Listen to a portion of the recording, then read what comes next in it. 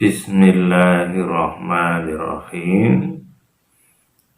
Assalamualaikum warahmatullahi wabarakatuh. Alhamdulillahirabbil alamin. Wassalatu wassalamu ala asrofil anbiya'i wal mursalin wa alihi wa sahbihi ajmain. Amma ba'd. Saudaraku sekalian, kita dalam menjalani kehidupan ini untuk mencapai suatu tujuan ataupun sebuah keinginan, biasanya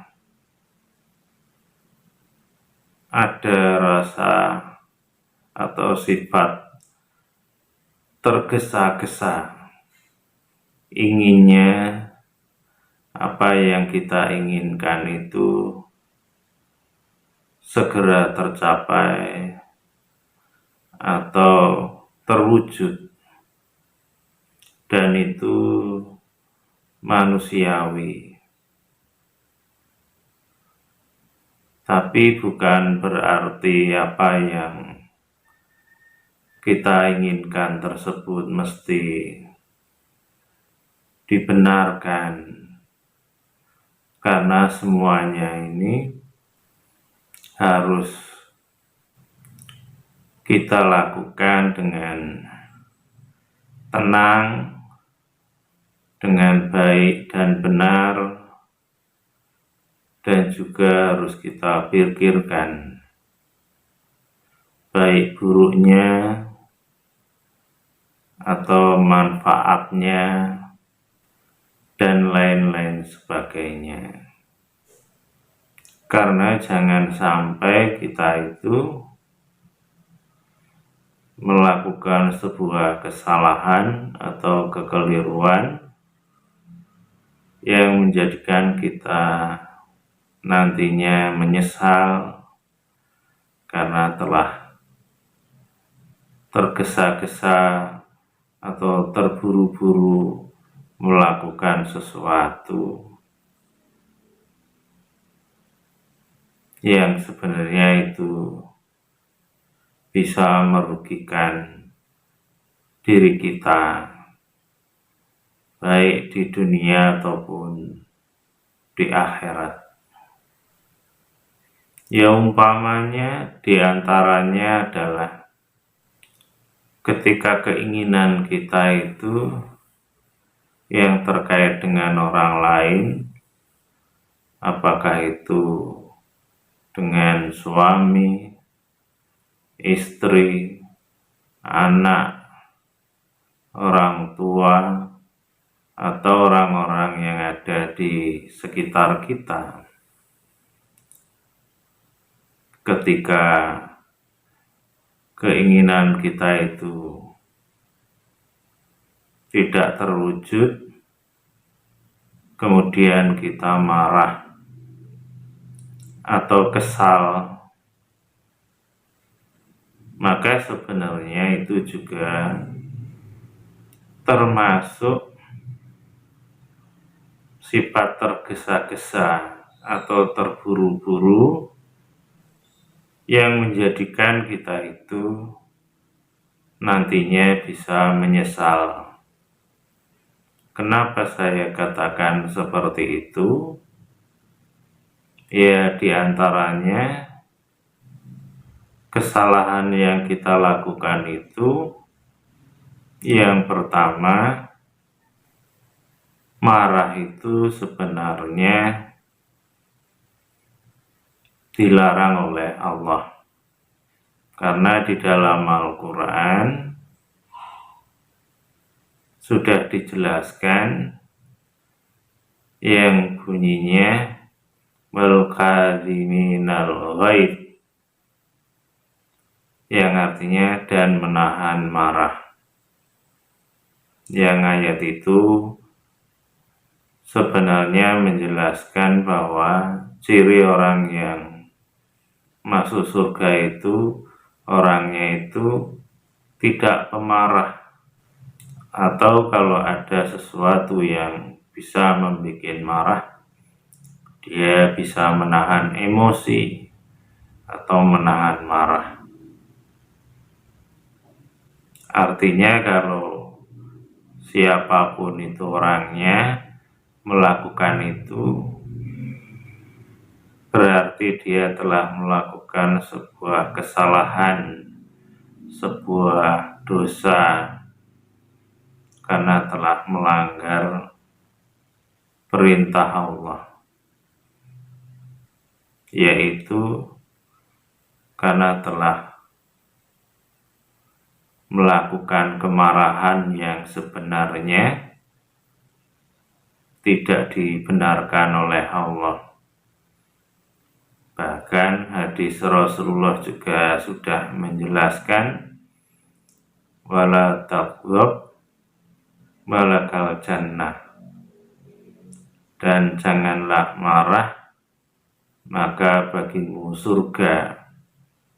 Itu juga lebih menegaskan bahwa kalau kita itu tidak marah, ya insya Allah bagi kita itu surga yang dijanjikan bagi orang yang tidak suka marah.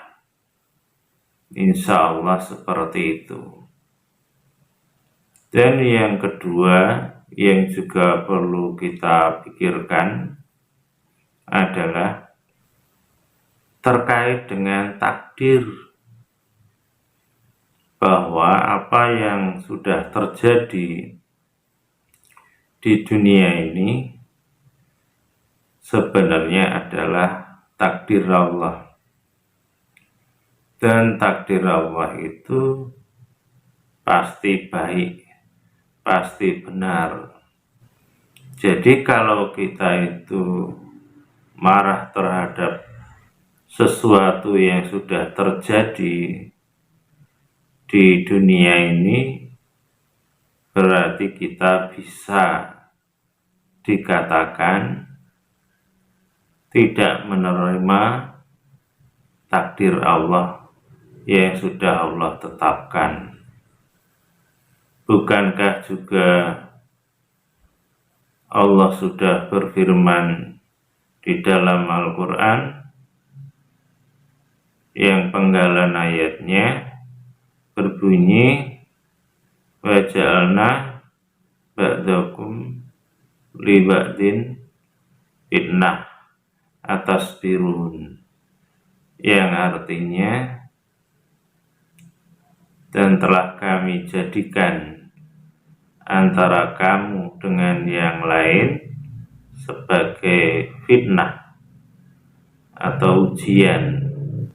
Apakah kamu sabar?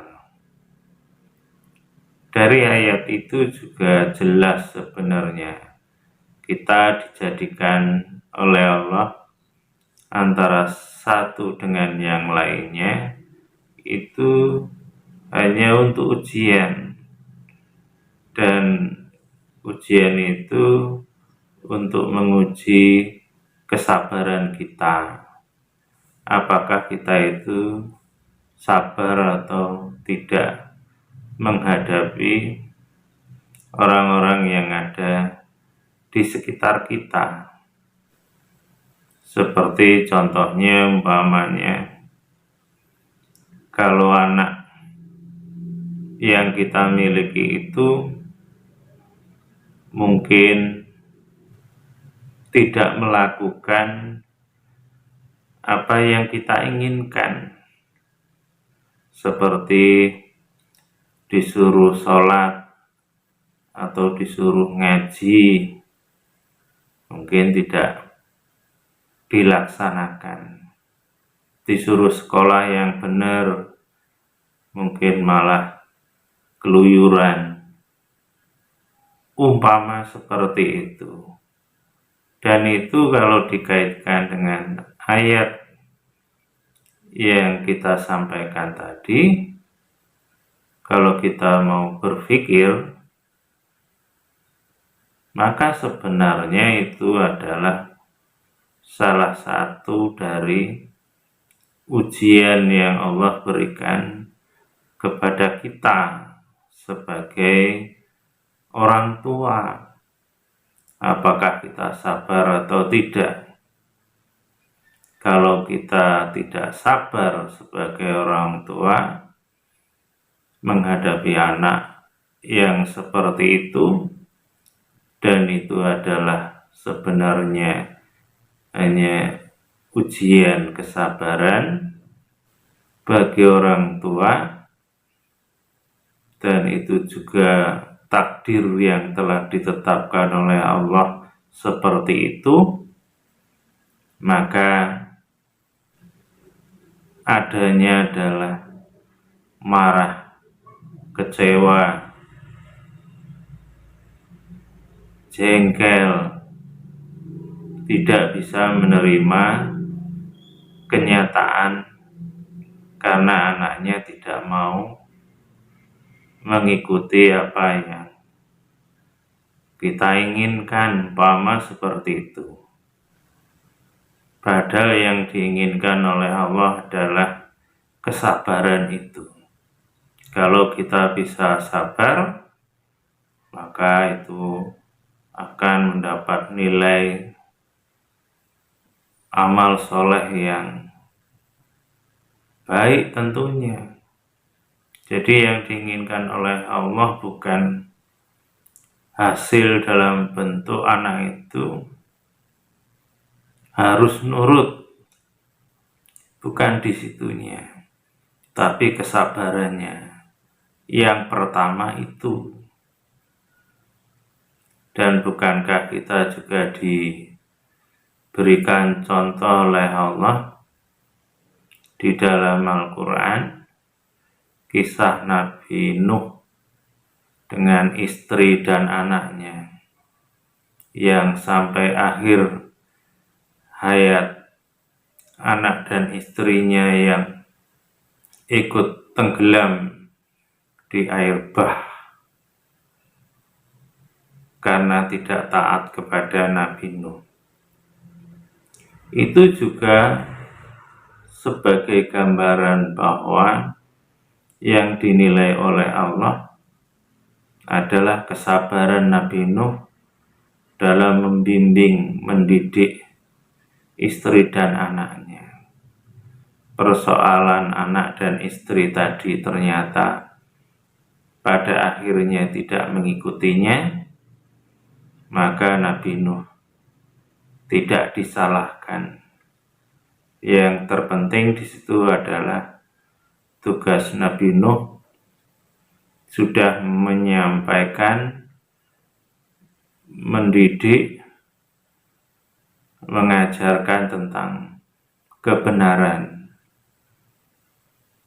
Dan ketika istri dan anaknya tidak mau, maka Nabi Nuh pasrahkan semuanya kepada Allah dengan tidak meninggalkan rasa marah, jengkel. Dan di situ juga menjadi pelajaran bahwa yang Allah katakan di Al-Quran, la ikraha fiddin, yang artinya tidak ada paksaan dalam agama. Contohnya seperti itu. Yang terpenting tugas kita sudah kita jalankan. Hasilnya pasrahkan kepada Allah. Kalau ternyata tidak dijalani tadi, ya sudah, mungkin itu sudah menjadi takdir dari Allah tadi. Sehingga kalau kita marah, jengkel, maka kita bisa dikatakan tidak menerima kenyataan atau tidak menerima takdir Allah. Padahal kita harus juga beriman kepada takdir Allah. Kemudian yang ketiga yang juga harus kita pikirkan, bukankah hubungan kita dengan orang-orang yang di sekitar kita tadi tidak hanya sekali atau dua kali, dan juga bukankah juga pada kesempatan yang lain kita akan membutuhkan mereka, kita akan membutuhkan istri, kita akan membutuhkan anak, orang tua, orang-orang yang ada di sekitar kita. Dan kalau kita sudah melakukan sebuah kekeliruan tadi, marah atau jengkel, apalagi ditambahi dengan kata-kata yang pedas, yang menyakitkan,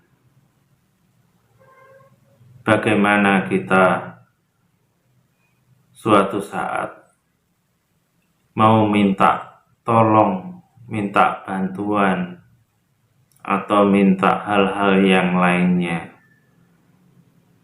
yang suatu saat kita memerlukan, karena kita sebagai manusia tidak bisa lepas dari pertolongan orang lain, walaupun hanya hal-hal yang sederhana.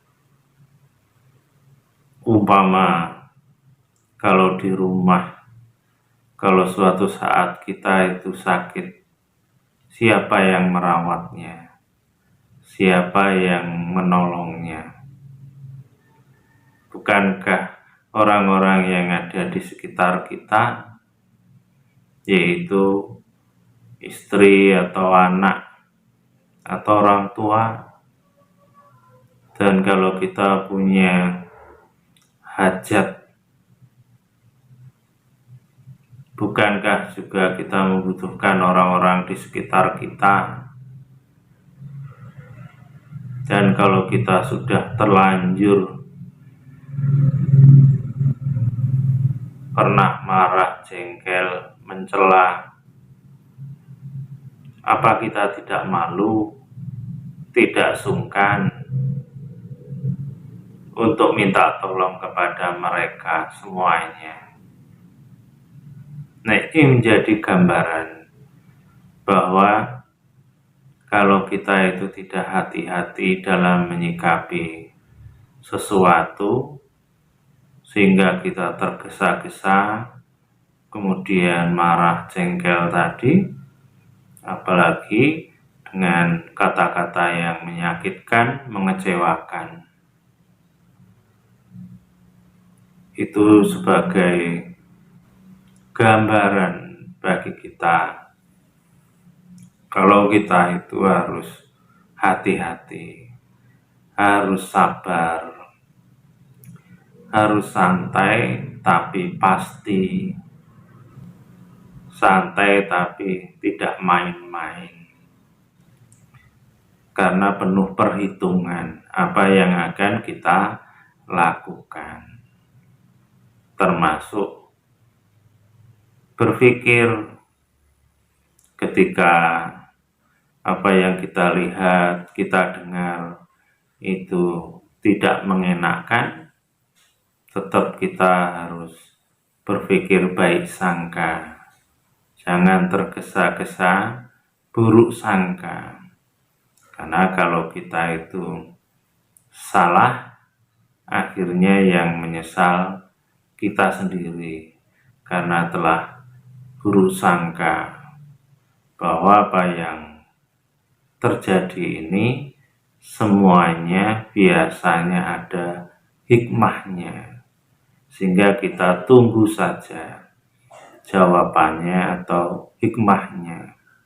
Mungkin saat ini kita tidak melihatnya, mungkin saat ini yang kita lihat sesuatu yang tidak mengenakan, mengecewakan, menjengkelkan, dan bisa membuat marah ataupun ngomel.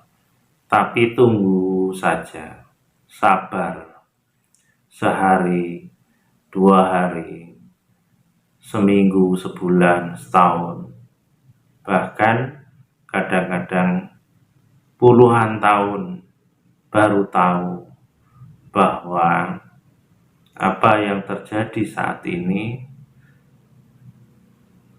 ternyata ada hikmahnya di puluhan tahun ke depan. Dan kalau kita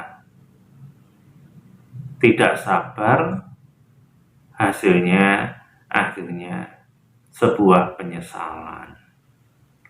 Ya, contoh sederhana tadi, ya seperti ketika mengurusi anak yang masih kecil, mungkin masih SD, SMP. Ketika kecilnya mungkin orang tua itu mentang-mentang orang tua, mentang-mentang benar, mungkin masih kecil dimarahi, dipukuli, dikata-katai yang tidak enak. Anak itu mungkin terluka hatinya, dan dia juga tahu yang dilakukannya waktu itu salah, tapi tetap dia mungkin diam sakit hati, bisa menyimpan dendam. Sehingga ketika sudah dewasa, sudah berumah tangga, sedang orang tua sudah tua, tidak bisa apa-apa, yang seharusnya yang ngurus itu anak, memberi makan, memberi sandang, dan lain sebagainya. Ketika sakit juga yang mengobati, yang mengantar ke rumah sakit, dan lain-lain, harusnya anak tadi. Tapi kalau orang tua itu sudah menanamkan sesuatu yang buruk pada waktu anak itu masih kecil, dan hingga anak itu menyimpan kekecewaan, ada rasa dendam, sehingga perasaan itu terbawa sampai anak itu sudah dewasa, sudah berumah tangga, dan orang tua tidak bisa apa-apa. Nah, sehingga orang tua juga akhirnya ya menyesal, karena yang namanya anak itu karena masih kecil, belum begitu mengerti, ya seharusnya dididik dengan baik, dengan sabar. Karena kalau sudah terjadi seperti itu, akhirnya anak tidak mau mengurusi, bahkan ada anak yang menelantarkan orang tua atau meninggalkannya di panti jompo, atau ada yang mengusirnya. Boleh jadi itu hasil dari buah yang dulu ditanam dengan tanaman yang tidak terawat, sehingga buahnya tidak menghasilkan buah yang enak, yang manis, karena hasil kesalahan tadi. Nah, ini sebagai contoh dari contoh-contoh yang lain, dalam arti bisa saja kaitannya kita hubungannya dengan orang tua dengan anak tadi, juga bisa dengan hubungannya dengan saudaranya yang lain, atau dengan tetangga, atau teman, atau lingkungannya. Kalau kita telah salah menanam yang dulunya pernah kita tergesa-gesa menilai sesuatu, sehingga kita marah, jengkel, mencela, memaki, mungkin seperti itu, maka hal yang demikian pada suatu saat siapapun akan memetiknya, sehingga ketika kita butuh mereka, kita kesulitan untuk minta pertolongan mereka. Tidak usah minta tolong yang berat-berat, hanya bertemu berpapasan di jalan saja mungkin kesulitan mulut ini untuk menyapanya, menegurnya. Bahkan mungkin ketika melihatnya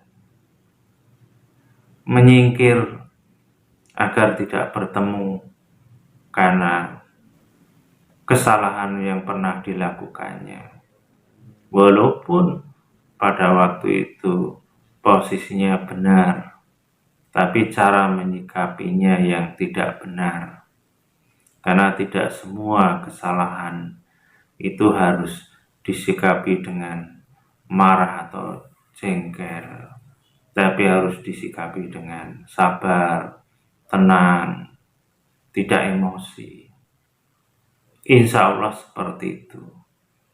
Nah, ini dari apa yang saya sampaikan,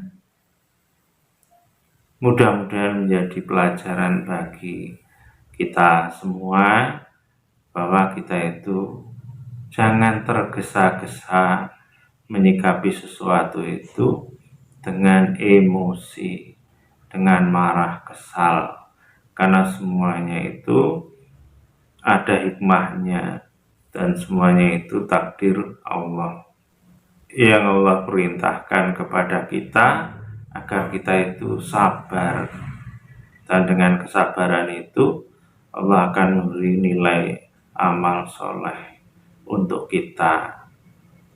Insya Allah seperti itu. Hanya ini saja yang bisa saya sampaikan, kurang lebihnya mohon maaf. Kepada Allah mohon ampun. Akhirul kalam. Assalamualaikum warahmatullahi wabarakatuh.